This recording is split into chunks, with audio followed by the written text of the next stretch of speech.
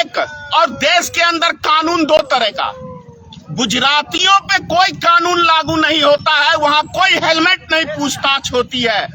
4 चक्का आप लेके जा रहे हैं गुजरात के अंदर तो टोल टैक्स आपको नहीं लगता है। ये गुजरात में एक अलग से कानून है, यानी बिहार में अलग कानून और गुजरातियों के लिए सब चीज फ्री। जो ड्राइवर 10,000 से लेके 15,000 की नौकरी करता है वो व्यक्ति कहां से देगा 3 लाख का जुर्माना, और जो 10 साल वो जेल में काटेंगे तो उसके बाल बच्चे क्या अमित शाह और नरेंद्र मोदी के घर पे जाएंगे गुजारा करने के लिए। मैं शुरू से कहता हूं कि सत्ता किसी भी व्यक्ति को सिर्फ 5 साल के लिए देनी चाहिए, क्योंकि उसके बाद यदि ज्यादा आप बैठाते हैं तो उसका घमंड जो है 7वें आसमान पे चढ़ जाता है, माथे पे चढ़ के आपको तांडव करता है, जैसे अमित शाह और मोदी अभी तांडव कर रहे हैं पूरे देश की जनता को। हिटलरशाही कानून के विरोध में देश की जनता अब रोडों पे नजर आने लगी है। अभी मैं खड़ा हूं कपिलेश्वर रहिका प्रखंड के नजदीक हाईवे के ऊपर NH 557 रोड पे, और ये जो आप देख रहे हैं रोड पब्लिक ने घेर दिया है कि आप आ नहीं सकते, जा नहीं सकते। क्यों नहीं? बहुत देर कर दी। एक गाना है तवाए फिल्म का, बहुत देर से दर पे आंखें लगी थी, हुजूर आते आते बहुत देर कर दी। तो जनता ने इस आंदोलन को शुरू करने में मैं समझता हूं बहुत देर कर दी। जिस दिन मोदी और अमित शाह ने ये कानून बनाया था कि मोटरसाइकिल चालक के ऊपर कि आप हेलमेट नहीं पहन के चलते हैं तो 1000 रुपए का जुर्माना, आपके पास लाइसेंस नहीं है तो 5,000 का जुर्माना, आपके पास इंश्योरेंस फेल है तो 5,000 का जुर्माना, और यदि नाबालिग बच्चा कोई गाड़ी चला रहा है तो उसके गार्जियन को 25,000 का जुर्माना। ये हिटलरशाही का प्रमाण था। उस दिन पूरे देश की जनता आराम से उस कानून को मान लिया, लेकिन देश एक और देश के अंदर कानून दो तरह का। गुजरातियों पे कोई कानून लागू नहीं होता है, वहां कोई हेलमेट नहीं पूछताछ होती है।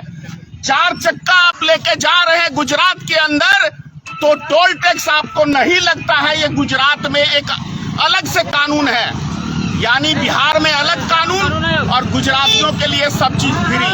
मैंने गुजरात में जाके लाइव वीडियो बनाया था इसी के ऊपर। और अब जो मोदी सरकार एक कानून लेके आई है ड्राइवरों के लिए कि यदि आपकी गाड़ी से एक्सीडेंट होता है, चाहे वो मोटरसाइकिल हो, चाहे ऑटो हो, चाहे ट्रक ड्राइवर हो या बस ड्राइवर हो, उसको सजा 10 साल की।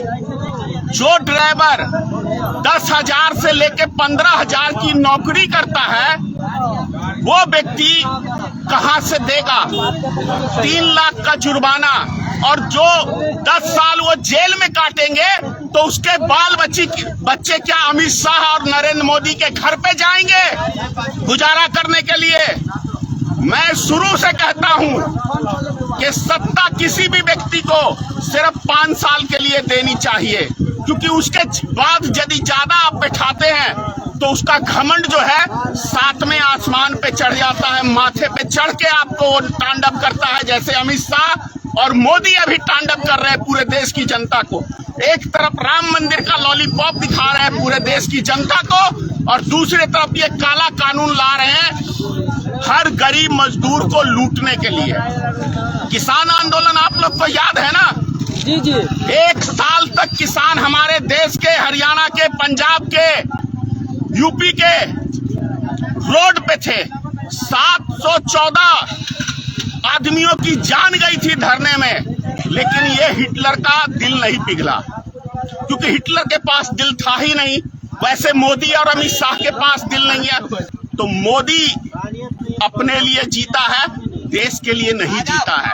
अगर यदि आप थोड़ी देर के लिए सोच लीजिए 22 जनवरी को अयोध्या में राम लला को लाने वाले, इससे पहले तो हम लोग राम को जानते ही नहीं थे।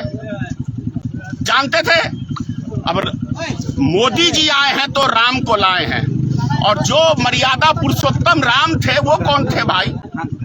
आपने देखा होगा कि एक उंगली पकड़ के नरेंद्र मोदी राम को ले जा रहे हैं, यानी उसका बच्चा है नरेंद्र मोदी का रामचंद्र जी, ये मान लें। इससे बड़ा मजाक हमारे सनातन धर्म का किसी व्यक्ति ने नहीं उड़ाया जितना ये भारतीय जनता पार्टी अभी पूरे देश में सनातन धर्म का मजाक उड़ा रही है, मर्यादा पुरुषोत्तम राम का मजाक उड़ा रही है, एक मंदिर की आड़ में राजनीतिक रोटी सेकने का काम कर रही है। दूसरी तरफ ये देश में काला कानून लाके और पूरे देश की गरीब मजदूर जनता को लूटने का काम कर रही है।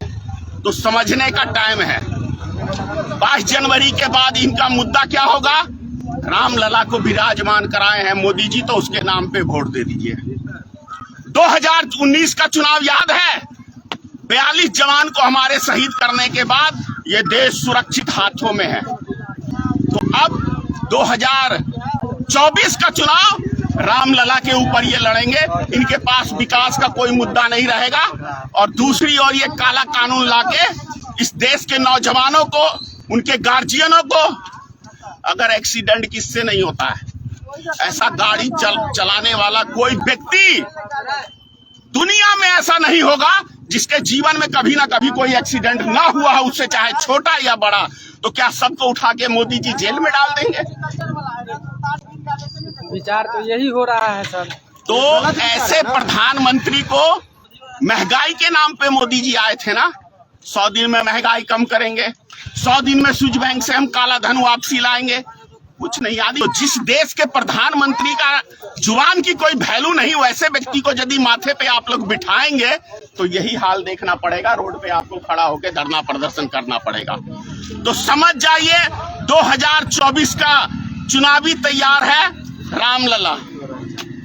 तो आप लोग को रामलला चाहिए या देश का विकास चाहिए या आपके अपने बाल बच्चों की सुरक्षा चाहिए, बेहतर भविष्य चाहिए, ये आपको सोचना है। यदि सरकारें मंदिर बनाने का काम करेंगी तो विकास का काम कौन करेगा? जापान वाला आके हमारे देश में करेगा क्या? यहाँ चाहिए शिक्षा बेहतर, स्वास्थ्य बेहतर, इसके ऊपर सरकार को काम करना चाहिए। जो हमारे देश का सबसे नौजवान पीढ़ी है उसके लिए रोजगार के साधन ढूंढने चाहिए। तो रामलला रामलला रामलला अपने आप आ जाएंगे। उससे पेट नहीं भरेगा। पेट भरेगा रोजगार से। रोजगार जरूरी है देश के नौजवानों के लिए, शिक्षा जरूरी है, बेहतर स्वास्थ्य जरूरी है।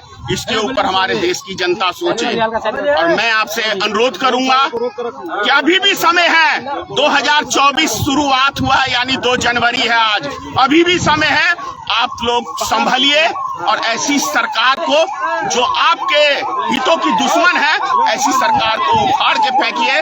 पीछे एम्बुलेंस आ रहा है, उसके लिए हमें रास्ता क्लियर करना है। जय हिंद। नेशनल दस्तक की आपसे गुजारिश है कि अगर इसको बचाना चाहते हैं तो नेशनल दस्तक को सब्सक्राइब करने के लिए रेड कलर के सब्सक्राइब बटन को दबाएं, फिर बेल आइकन की घंटी दबाएं। नेशनल दस्तक को बचाने के लिए बहुत जरूरी है कि हर खबर को शेयर करें, लाइक करें, कमेंट जरूर करें।